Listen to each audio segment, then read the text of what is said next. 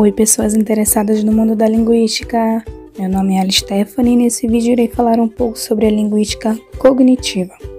Para você que, assim como muitas pessoas, tem dificuldade para compreender um pouco sobre esse universo, eu irei utilizar uma linguagem informal e citarei exemplos de fácil compreensão, como coisas do nosso dia a dia.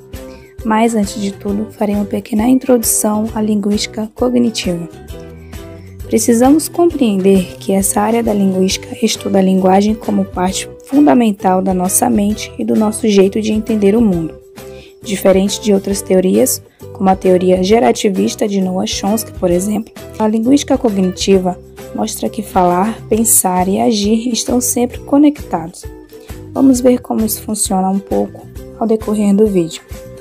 E antes de começarmos o vídeo, quero deixar claro que algumas imagens utilizadas aqui foram geradas pela inteligência artificial. Também utilizei deste recurso para me ajudar a organizar o roteiro para este vídeo. E agora vamos para o vídeo. Contexto histórico. Como surgiu a linguística cognitiva?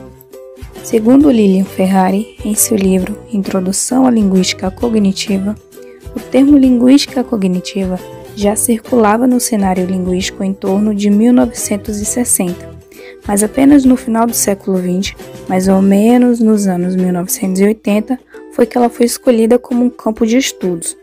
Ela surgiu como uma alternativa ao gerativismo de Noam Chomsky. Vou introduzir a teoria de Chomsky para vocês. Ele propôs sua teoria nos anos de 1950, e nesse tempo a linguística era bastante influenciada pelo gerativismo, até porque essa teoria revolucionou os estudos linguísticos. Segundo ele, o ser humano possui uma capacidade inata para a linguagem, o que o permite aprender qualquer língua. Pontos centrais da linguística cognitiva. Primeiro, a linguística está ligada ao corpo e à experiência que temos com o mundo. Por exemplo, quando falamos "estou com a cabeça cheia", para dizer que estamos preocupados ou sobrecarregados. Nesse contexto, a gente usa a experiência física do nosso corpo para falar de algo mental. Segundo, o significado é construído na interação. Por exemplo, se alguém diz "que barulho", pode não ser apenas uma observação, mas um pedido indireto para fazer em silêncio. Isso depende muito da situação e da intenção de quem está falando, ou seja, do falante. Terceiro, não existe uma gramática universal pronta. As línguas refletem como pensamos. Exemplo, em português a gente diz "quebrei a perna". Já em japonês, é mais comum eles dizerem "a minha perna quebrou". A diferença mostra que nós damos mais foco à ação do sujeito, enquanto os japoneses dão foco ao acontecimento em si.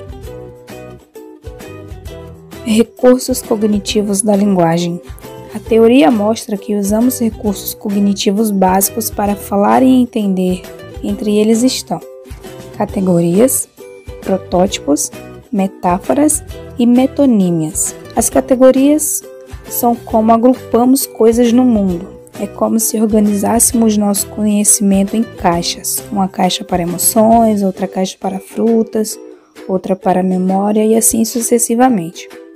Por exemplo, na caixa da fruta, lembramos que tem maçã, banana.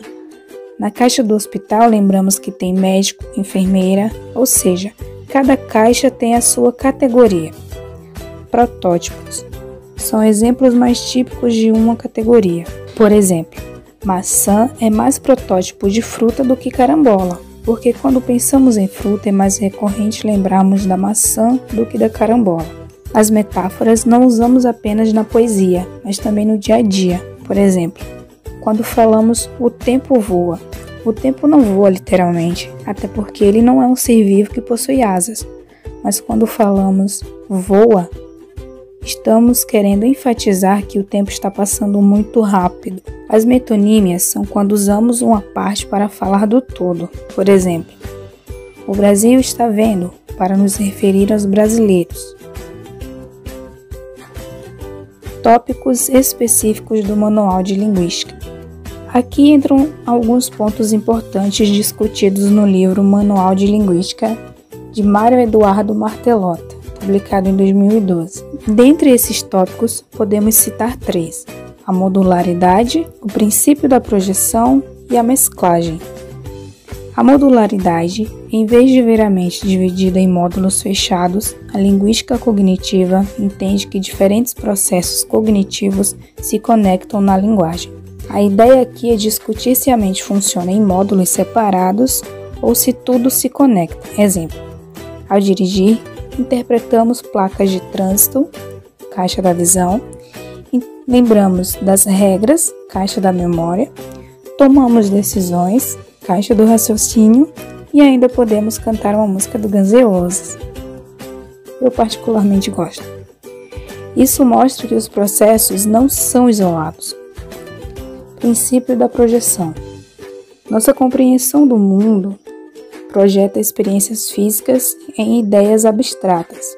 Por exemplo, quando falamos estou para baixo, para falar que estamos tristes, ou quando falamos nossa amizade é sólida, para falar de um relacionamento estável.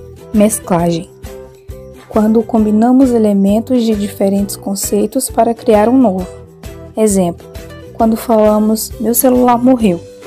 O celular não é um ser vivo, ele não vive, mas usamos essa ideia de vida e morte para falar que a bateria acabou. A importância da linguística cognitiva. Estudar linguística cognitiva nos mostra que a língua não se resume apenas à gramática e às suas diversas regras.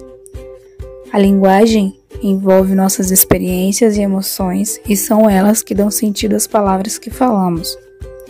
Nos ajuda a compreender como a linguagem realmente funciona no nosso dia a dia e nos faz perceber que há linguagem em cada pequeno detalhe da nossa vida, principalmente a linguagem não verbal.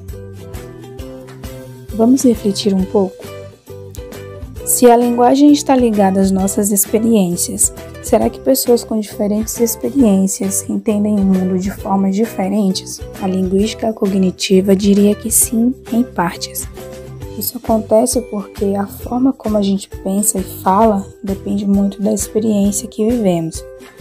Por exemplo, as pessoas que moram no Nordeste, elas podem ter muitas palavras para falar sobre a seca, sobre a terra rachada ou a falta de água. Já as pessoas que moram em regiões frias podem ter várias palavras e expressões ligadas à neve ou ao gelo. Podemos dizer que a linguagem reflete tanto o que é único de cada cultura, quanto o que é comum a todos os seres humanos. Obrigada por terem assistido o vídeo até aqui e a seguir fiquem com as referências.